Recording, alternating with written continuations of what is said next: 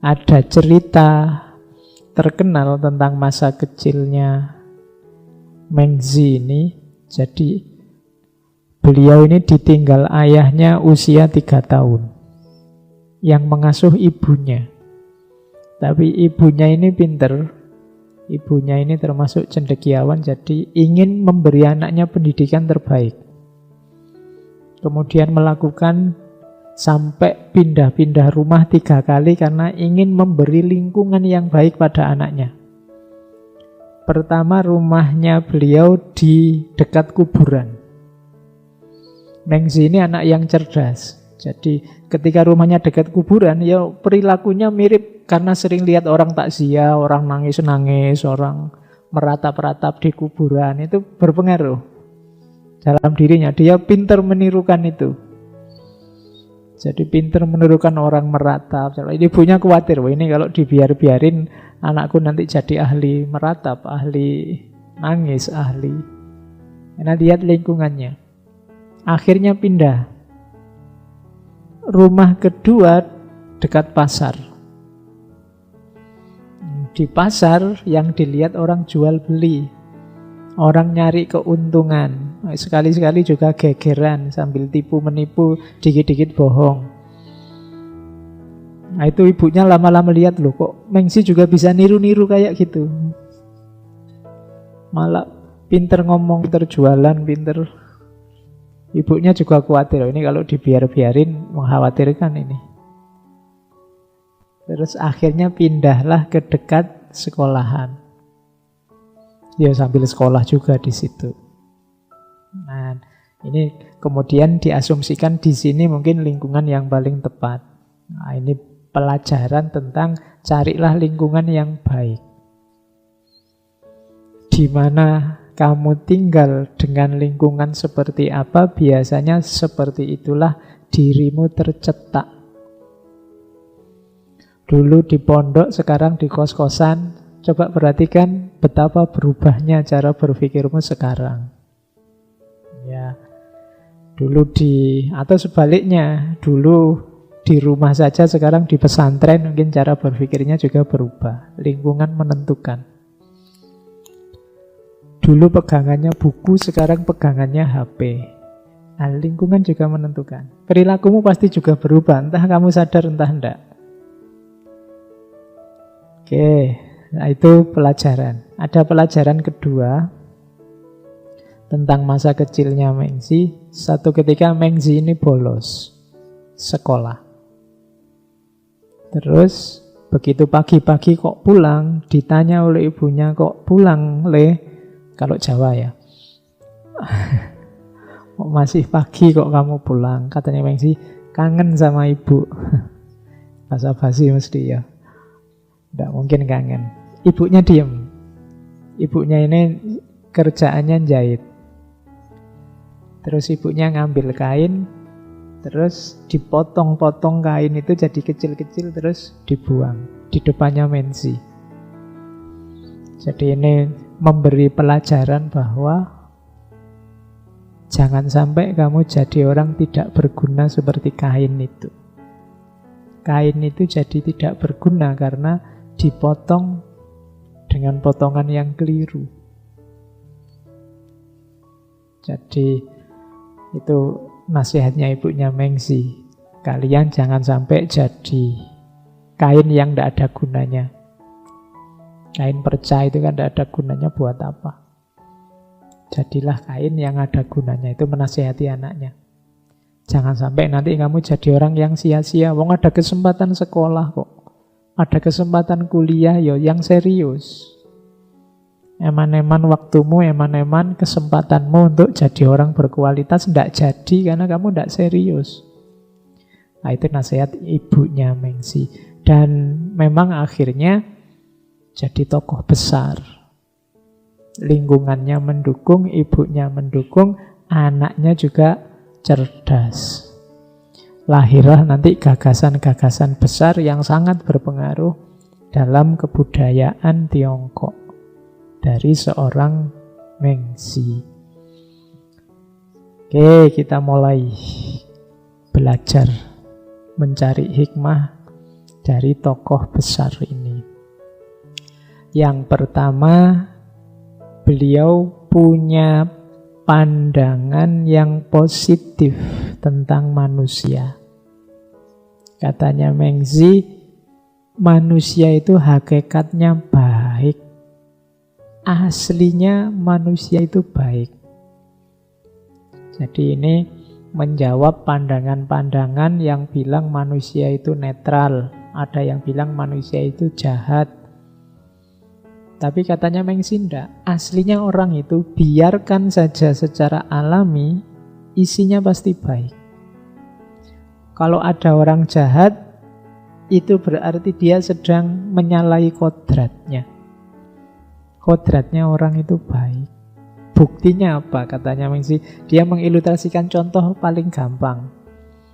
Kalau kalian lihat anak kecil misalnya, lewat di depanmu tiba-tiba kecemplung, apa bahasa Indonesia ini kecemplung itu? Tercebur sumur, itu kan, mbok kamu akui apa enggak? Kamu kan bergegas ingin nolong. Nah itu siapapun itu, mbok orang jahat kamu, siapa aja begitu ada anak kecil kok jatuh, kamu mesti tergerak ingin menolong. Dari mana keinginan itu? Dari dalam dirimu sendiri. Meskipun mungkin nanti macam-macam tindakan yang dilakukan. Ada yang mungkin tidak berani nolong, Pak, sumurnya dalam, saya juga tidak berani. Tapi intinya kan kamu ingin nolong sebenarnya. Atau kamu pinggir jalan lah, pakai contoh yang lain, kamu jalan naik motor, terus tiba-tiba ada orang jatuh. Itu kan secara alami sebenarnya kamu ingin nolong dia. Bahwa kamu tidak jadi nolong dengan banyak pertimbangan, itu kan cerita selanjutnya. Mungkin sudah ada yang nolong, mungkin kamu, wah salah kesusu ya saya, salah ada acara, atau kamu malas ngapain, orang bisa berdiri sendiri kok. Tapi awalnya kan kamu sebenarnya ingin nolong ketika ada orang jatuh. Ini oleh Mengzi dijadikan alasan bahwa hakikatnya orang itu baik. Kamu lihat temanmu menderita, itu kan sebenarnya juga ingin nolong. Temanmu misalnya uangnya habis, itu sebenarnya kamu ingin nolong. Bahwa kamu tidak jadi nolong, saya nolong gimana, sama saja saya juga habis, Pak. Tapi kan ada rasa kasihan itu. Jadi katanya Mengzi enggak, sebenarnya setiap orang itu baik. Kok ada orang tidak baik, berarti ada kodrat yang dilanggar. Jadi ini teori pertama. Semua teorinya nanti didasarkan pada kodrat kebaikan manusia. Sehingga baik itu akhirnya menurut Mencius apa? Baik itu adalah sesuatu yang sesuai dengan kodrat manusia. Nanti di buku itu diilustrasikan makan misalnya. Makan itu hakikatnya baik, tapi kalau kita makan yang tidak sesuai dengan kodrat, ya hasilnya tidak baik. Jerami itu baik bagi sapi, tapi tidak baik bagi manusia. Kenapa? Tidak cocok sama kodratnya. Saya mau makan rumput kering, apa sapi aja sehat? Tidak cocok sama kodratmu. Ya sapi, makan itu sehat, kalau kamu tidak. Karena kamu beda kategori, kodratmu tidak begitu. Jadi kebaikan itu pasti sesuai dengan kodrat. Atau kodrat itu isinya pasti kebaikan. Oke, termasuk nanti kodrat, kalau tadi kan fisik, kodrat rohaniah. Jujur. Itu diakui atau tidak, semua orang akan menganggap jujur itu baik. Kecuali yang ada tendensi lain, terpapar apa macam-macam. Tapi hakikatnya orang akan menganggap jujur itu baik. Membantu orang itu baik. Pokoknya semua yang baik itu kita pasti sepaham. Meskipun nanti mungkin keluarnya bisa beda-beda. Misalnya, jangan mencaci maki orang lain loh. Kita kan semua sepakat. Susah orang membantah bahwa boleh saja mencaci maki, enggak. Mencaci maki orang lain pasti jangan. Jangan menyakiti orang lain loh. Ya boleh saja. Jadi untuk yang baik-baik, kita pasti sepakat. Harusnya begitu teorinya. Meskipun nanti ada pengecualian-pengecualian ketika orang nabrak kodratnya. Jadi teori setelah kodrat ada teori kebaikan. Nanti ada alasannya. Jadi manusia itu hakikatnya baik, dan yang disebut baik adalah segala yang sesuai dengan kodratnya manusia. Kodrat itu misalnya orang punya kecenderungan berketurunan, maka menikah itu baik. Berarti apa? Kalau ada yang nabrak kodrat ini, ada kodrat yang ditabrak, berarti ada yang dilanggar. Lahir ketidakbaikan. Maka kamu tidak boleh berniat, Pak, pokoknya saya nggak usah nikah saja, tidak boleh. Ada kodrat yang akan kamu langgar. Jomblo tidak masalah, tapi niat tidak nikah tidak boleh. Ya. Saya sih tidak pengen Pak jomblo, bagus. Berarti kamu masih normal. Jadi kebaikan dan kodrat itu dua hal yang saling berkaitan. Ya. Nah, kenapa sih kok yang kodrat itu pasti baik? Karena manusia itu punya 5 watak sejati ini. Jadi ini watak bawaan yang nanti jadi nyeleweng karena kita sendiri yang nabrak. Itu ada 5 itu. Ren, Yi, Li, Ti, dan Sin. Ren itu cinta, kasih sayang. Yi itu kebenaran. Li itu kesusilaan. Ti itu kebijaksanaan. Sin itu dapat dipercaya. Jadi ini watak sejati. Kalau kalian tidak punya watak ini atau watak ini terkubur, ada yang keliru dalam sejarah hidupmu. Karena manusia punya potensi ini. Yang pertama cinta kasih. Cinta kasih sayang itu manusiawi, sejatinya manusia. Maka kebalikannya, kebencian, peperangan, saling menyakiti, itu berarti apa? Penabrakan terhadap kodrat. Harusnya manusia itu saling mencintai. Makanya kalau kalian sedang melihat fenomena cinta kasih, melihatnya jadinya indah. Kenapa? Karena itu hakikatnya dirimu. Kalau ada orang saling menyayangi, saling membantu, saling menolong, itu kan fenomena cinta kasih. Rasanya indah untuk dilihat. Kenapa? Manusiawi. Itu hakikat kita. Sama, yang kedua coba begitu, kebenaran. Kebenaran itu indah.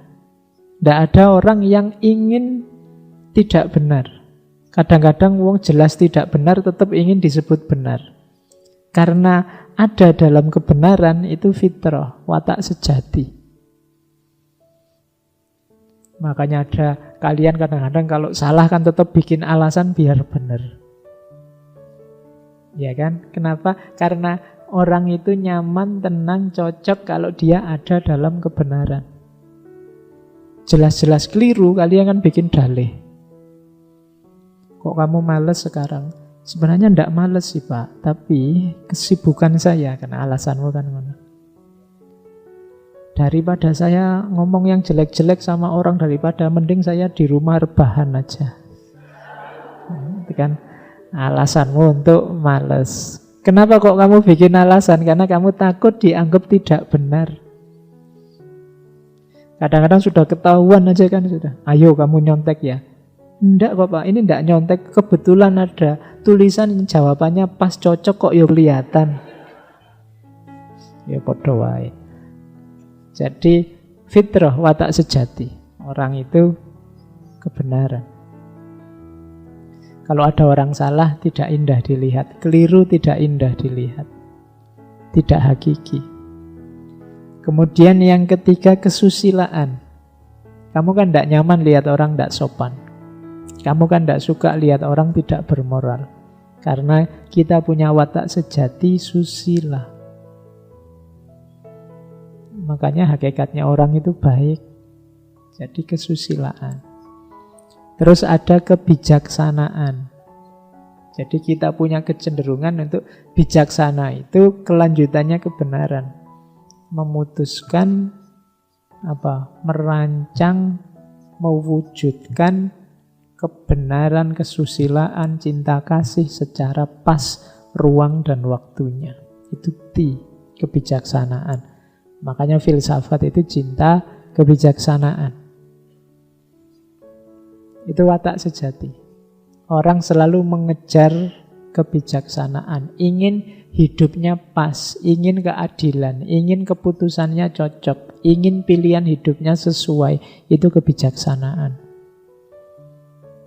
Kalau ada temenmu misalnya uangnya sudah nipis, tapi kok ya terus dia hura-hura beli makan di warung yang mahal-mahal, itu kan namanya tidak bijaksana. Kita melihatnya kan tidak nyaman juga. Kenapa tidak cocok sama tuntutan jiwa kita untuk bijaksana? Jadi di antara watak sejatinya manusia itu bijaksana. Yang terakhir dapat dipercaya. Ini juga tidak perlu dijelaskan, kalau ada orang dapat dipercaya itu kan menyenangkan. Kalau kamu punya teman dapat dipercaya kan senang, suka. Kamu cenderung padanya. Kenapa? Karena watak sejati manusia itu dapat dipercaya. Jadi silahkan kamu lihat sekelilingmu hari ini. Apakah cinta kasih, kebenaran, kesusilaan, kebijaksanaan dan dapat dipercaya ini masih hidup, berkembang apa enggak? Kalau tidak, berarti banyak orang termasuk mungkin kita sendiri sedang kehilangan watak sejati.